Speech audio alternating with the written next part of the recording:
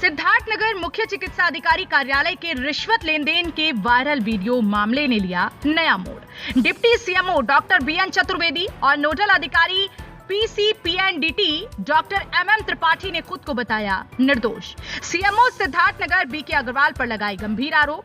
Doctor BN Chaturvedi का बयान, मामले में रुपए के लेन देन सीएमओ बीके अग्रवाल के कहने पर हुई, हम तो सिर्फ एक माध्यम। इस मामले में डॉक्टर एमएम त्रिपाठी का कोई लेन देन नहीं। डिप्टी सीएमओ चतुर्वेदी ने अपनी सफाई में कहा कि करीब 4 महीने से चल रहा था ये प्रकरण। अगर सीएमओ की नहीं थी संलिप्तता तो उन्होंने मामले की जानकारी होते हुए क्यों नहीं दिया उन्हें नोटिस।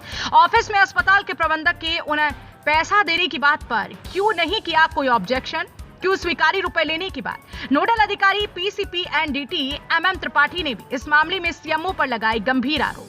अस्पतालों और अल्ट्रासाउंड सेंटरों के सील होने के बाद बिना किसी आदेश के कैसे खुल गए उनके द्वारा सील किए गए सेंटर, इस मामले की भी हो जांच। एमएम त्रिपाठी ने कहा कि उनकी रिपोर्ट में आवेदन किए गए सेंटरों में कमियां होने की वजह से अस्वीकृति के बावजूद सीएमओ ने लेन देन कर करीब 2 दर्जन से ज्यादा सेंटरों को जारी कर दिया रजिस्ट्रेशन प्रमाण पत्र।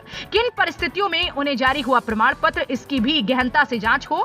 डिप्टी सीएमओ बीएन चतुर्वेदी और नोडल अधिकारी पीसीपीएनडीटी एमएम त्रिपाठी ने खुद को बताया निर्दोष और सीएमओ बीके अग्रवाल पर दबाव बनाकर गलत काम करवाने का लगाया आरोप। सिद्धार्थनगर से संवाददाता न्यामतुल्लाह की रिपोर्ट।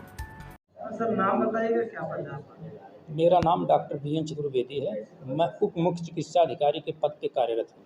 अच्छा, सीएमओ की तरफ से आप लोगों के खिलाफ एक तहरीर दी गई है वायरल वीडियो को लेकर, उसमें कुछ 1,40,000 रुपये की बात हो रही है। उसमें जो तहरीर दी गई है सीएमओ साहब की तरफ से वो मुझे भी ज्ञात हुआ है और ये सीएमओ साहब जो है एकदम फ्रस्ट्रेट होकर ये काम किए हैं। पूरी संलिप्तता इसमें मुख्य चिकित्सा अधिकारी महोदय को है।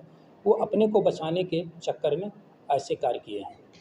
नहीं, 1,40,000 रुपये की बातचीत का इसमें आप देखे जा रहे हैं। ये इस पूरे प्रकरण में जो भी पैसे 1,40,000 थे कि 1.5 लाख थे मुझे नहीं ज्ञात है। 2 किस्तों में मुख्य चिकित्सा अधिकारी महोदय द्वारा प्रबंधक से लिया गया है, जिसका माध्यम मैं था। और भी उसमें अलग से डिमांड की जा रही है कि काम इतने में नहीं। बाकी मुख्य चिकित्सा अधिकारी द्वारा प्रबंधक से और मेरे से भी और डिमांड की जा रही थी। दिन वाले उसका काम नहीं हुआ और काफ़ी परेशान हुआ। 5-6 की कुछ बातें ऐसे चल रही थी जो प्रबंधक बता रहा था।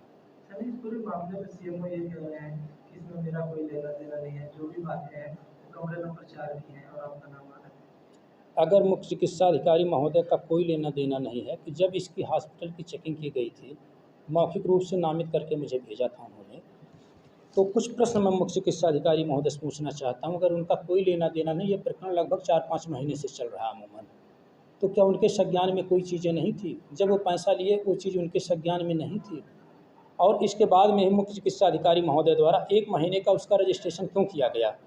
क्या नाम बदलने से मानक पूरे हो जाते हैं? अस्पताल को अवध से एएच पे क्यों बुलाना चाहते थे? जब प्रकरण शुरू से महोदय के संज्ञान में था तो मुझसे स्पष्टीकरण या मेरे ऊपर कार्यवाही क्यों नहीं की गई?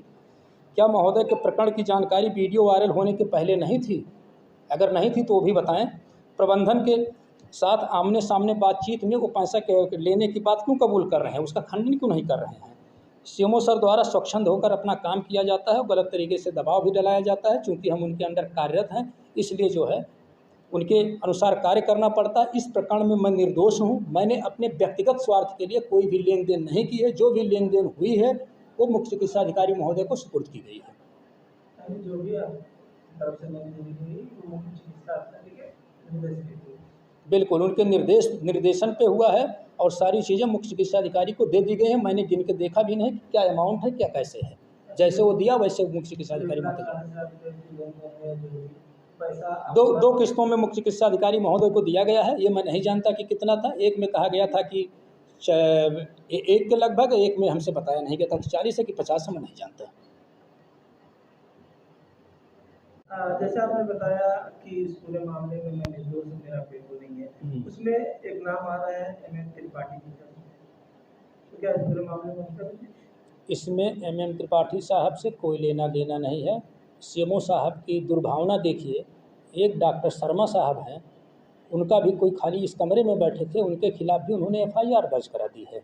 एमएम त्रिपाठी का लेना देना कोई नहीं है। इसमें सिर्फ 3 लोग हैं, एक प्रबंधक है, एक मैं हूँ, एक मुख्य चिकित्सा अधिकारी महोदय डॉक्टर बीके अग्रवाल साहब हैं।